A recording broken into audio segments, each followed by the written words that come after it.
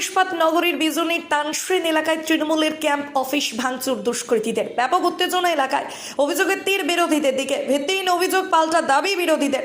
এদিকে খবর পাওয়া মাত্রই ঘটনাস্থলে ছুটে আসে পুলিশ। নামানো হয় বিশাল পুলিশ বাহিনী। একটা সময় তৃণমূল কর্মীদের সামলাতে পুলিশ তৎপর হয়। শুরু হয় ঠেলাঠেলি। বাইক ভাঙচুরের মতো ঘটনাও ঘটে এদিন, যদিও বিজেপি এই অভিযোগ অস্বীকার করেছে। কখনো টুম্পা নাচাতে, কখনো ভয় দেখাচ্ছে বিজেপি।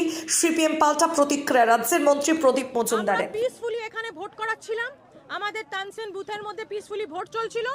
হঠাৎ করে দেখছি 8টা-9টা বাইক সা সা করে বুথের দিকে ঢুকে গেল, আর কাউকে জিজ্ঞেস করা না, একদম ভেতরে ঢুকে তারা হঠাৎ করে চিৎকার চেঁচামেচি করতে শুরু করে দিয়েছে। সব বাইরের, সব বহিরাগত, কেউ আমাদের ভোটের নয়।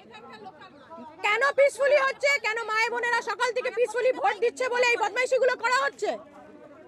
আমরা জানতে চাই যে এই বদমাইশিটা কে করেছে। আর এটা সিপিআইএম এর লোক, আর তারা এখানে একজন আছেন কনভেনর শেখর মুখার্জি, তিনি হচ্ছে এটার পিছনের মাস্টার মাইন্ড, যিনি এইগুলো করাচ্ছেন। আর বিজেপিরও কিছু ছেলে, প্রদীপ মন্ডল আমাদের যে মন্ডল সভাপতি, সে আমাদের মহিলাদেরকে ইট পাটকেল সব ছুঁড়ে তারা ওই করেছেন। আমার নাম হচ্ছে ধৃতি ব্যানার্জি, আমি এখানকার এক্স কাউন্সিলর। ঠিক ভোট নির্বাচনের একদম ঠিক শেষ প্রান্তে এসে হঠাৎ করেই ইস্পাতনগরীতে এরকম ঘটনা, কিভাবে দেখছেন এটাকে?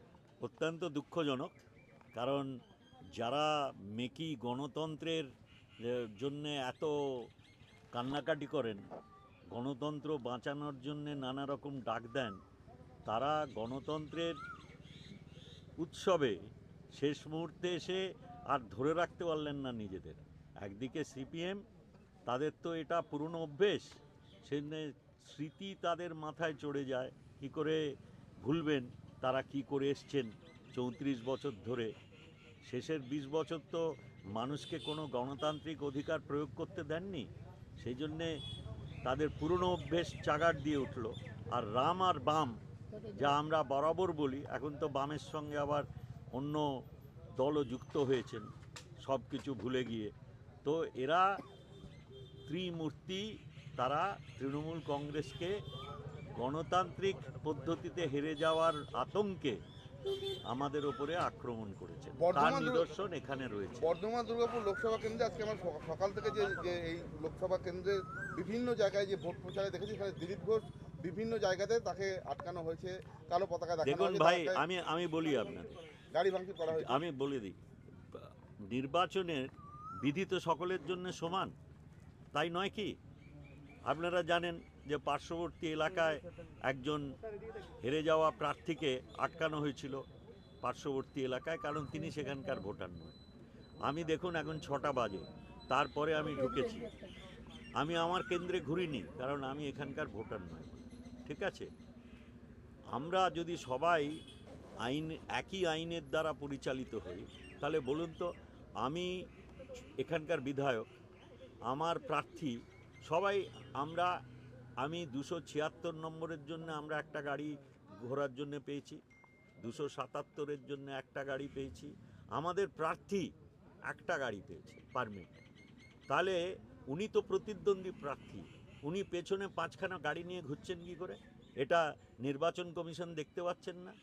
আপনি সারা প্রচারে প্ররোচনা দিয়ে গেলেন, কখনো লাঠি খেলে দেখাচ্ছেন মারবো, কখনো গদা হাতে দেখছেন ধ্বংস করব, কখনো মারবো, কিছু হলে তার পাল্টা বিরাট হবে, এই বলে প্ররোচনা দিয়ে গেলেন।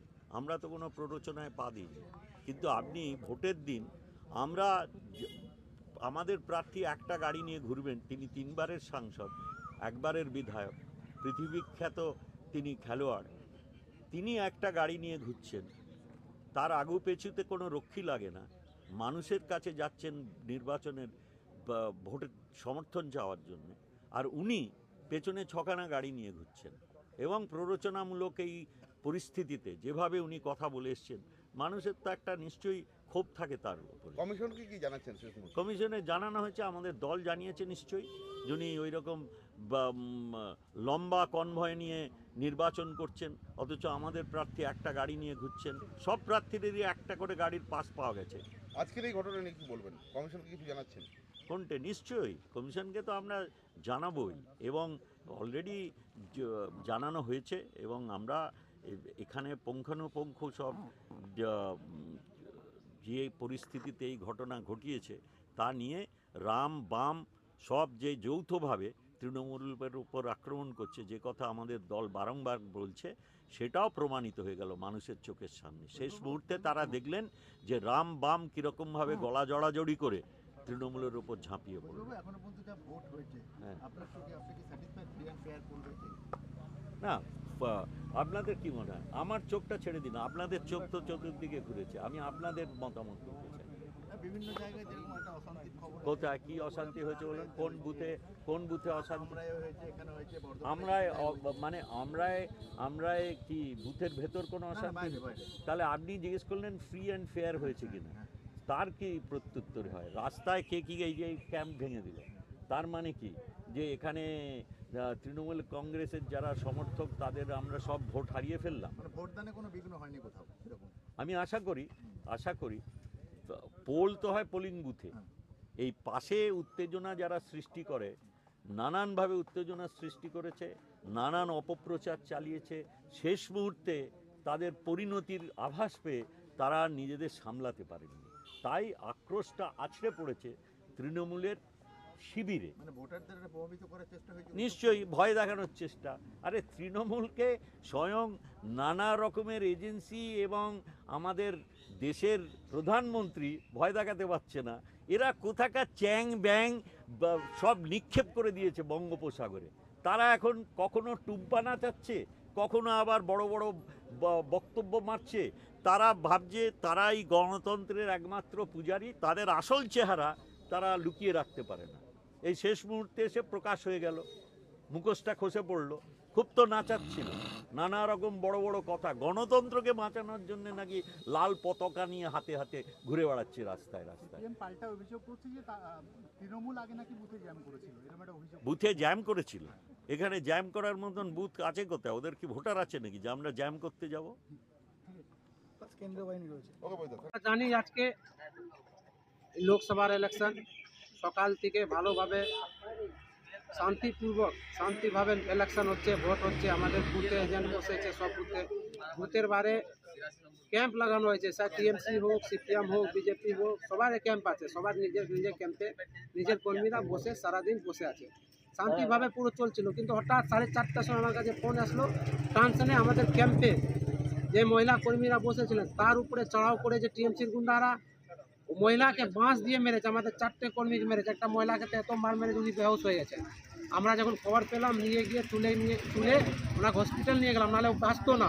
এত বাঁশ দিয়ে মেরেছে, লাঠি দিয়ে মেরেছে একটা মহিলাকে। ভালোভাবে শান্তিভাবে চলছিল, আমরা চাই না অশান্তি, কিন্তু এই কিছু দুষ্কৃতীরা এসে এখানে অশান্তি করার পুরো চেষ্টা চালিয়ে যাচ্ছে। আমরা চাই কি ভালোভাবে যেন ভোটটা হয়ে যায়। বিজেপি শান্তিভাবে ভোট করাতে চায়, আর শান্তিভাবেই হচ্ছিল। আমি প্রদীপ মণ্ডল, জেলা যুব সভাপতি। তারা এসে এখানে তৃণমূলের ক্যাম্প অফিস ভাঙচুর করেছে। সিকোয়েন্সটা কি আছে? সিকোয়েন্স হচ্ছে যে তৃণমূল প্রথমে হচ্ছে ফলস পোলিং দিয়েছে এবং ক্যাম্পের প্রেমিসেসের মধ্যে আনঅথরাইজড অ্যাসেম্বলিং করেছে। সবুজ সেনা বলে ড্রেস পরে 100 জন বারবার হচ্ছে এদিক দিয়ে আসা যাওয়া করছে। তারপরে সিপিএম প্রতিরোধ করেছে, প্রতিরোধের পরে এই যে সিপিএমের ক্যাম্প অফিস ভাঙচুর করেছে। ভাঙচুর করার পর তারপরে কে কোথার থেকে কার ক্যাম্প অফিস যদি কেউ ভাঙচুর করে, কেউ আঙুল মানে চুষে বসে থাকবে না আজকের দিনে। আমরা একজন মহিলাকে আক্রান্ত হয়েছে। আমরা বারবার বলেছিলাম তৃণমূল কংগ্রেসকে দুটো কথা, যে এক যে হচ্ছে যে শান্তিতে ভোটদান পর্ব দিতে দিন, আর দুই আপনাদের ভোট সামলান। নিজেদের ভোট সামলাতে পারছে না, সব বিজেপিতে চলে গেছে গিয়ে এখন হচ্ছে যে এইসব হচ্ছে নৌটঙ্গি শুরু করেছে চারিদিকে। এখন লাস্ট মুহূর্তে নৌটঙ্গি শুরু করেছে। আপনারা কি চাইছেন? আমরা কি চাইছি? আমরা এইখানে যা আছে তাদের নামে কমপ্লেন অলরেডি হয়েছে। পুলিশ দেখেছেন, পুলিশ আমাদের কমপ্লেনের ভিত্তিতে এসছে। আমি অনেকটা দূরে ছিলাম, সেখান থেকে ছুটে আসতে হলো। এবং আমরা পরিষ্কার কথা আমরা বলছি যে এই ঘটনা ঘটলো কি করে, প্রেমিসেসের ভিতরে তৃণমূলের এতগুলো ছেলে ঢুকলো। আমাদের ইলেকশনের যা প্রসিডিওর দিয়েছে, ইলেকশনের যা নিয়ম দিয়েছে, তাতে বলেছে যে ভিতরে 3 জনের বেশি ঢুকতে পারবে না। তাহলে প্রেমিসেসে ঢুকলো কি করে ঢুকলো প্রেমিসেসের ভিতরে? আর তৃণমূলের কি রাইট হয়ে গেল নাকি যে হচ্ছে সিপিএমের ক্যাম্প অফিস ভাঙবে বা হচ্ছে অন্য বিরোধী দলকে মারবে? এটা তৃণমূলের রাইট হয়ে গেছে নাকি? এটা জন্মগত অধিকার হয়ে গেছে ওদের। সেন্ট্রাল ফোর্সের ভূমিকা তো ভালো থাকলে তো ভিতরে ঢুকতে পারতো না। সেন্ট্রাল ফোর্সের ভূমিকা যা হওয়া উচিত ছিল তা যদি হতো তাহলে তো হচ্ছে ভিতরে ঢুকতো না। তারা বলছে বিজেপি আর সিপিএম মিলে করেছে। সেন্ট্রাল ফোর্স বলছে প্রেসিডেন্ট দিয়েছে। তৃণমূলের কথা আজকে তৃণমূলের নেতারা বিশ্বাস করে না, ওদের কথা কোনো রিপ্লাই দেওয়ার মানেই হয় না। যদি কোথাও আক্রান্ত হয় এই যে আমাদের ক্যাম্প অফিস ভেঙেছে, ফলস পোলিং দিতে গিয়ে মারধর করেছে, তারপরে কিন্তু আমি বললাম যে মানুষ কিভাবে ঐক্যবদ্ধ হবে তা তৃণমূলের গ্রামারে হবে না। মানুষ তৃণমূলের গ্রামারে ঐক্যবদ্ধ হবে না। মারের বদলে কি মার হয়েছে তাহলে? তো কী হয়েছে সেটা তো নিজেরাই দেখতে পাচ্ছেন। আপনারা কি নির্বাচন কমিশনে অভিযোগ জানিয়েছেন? অলরেডি হয়ে গেছে কমপ্লেন্ট অলরেডি।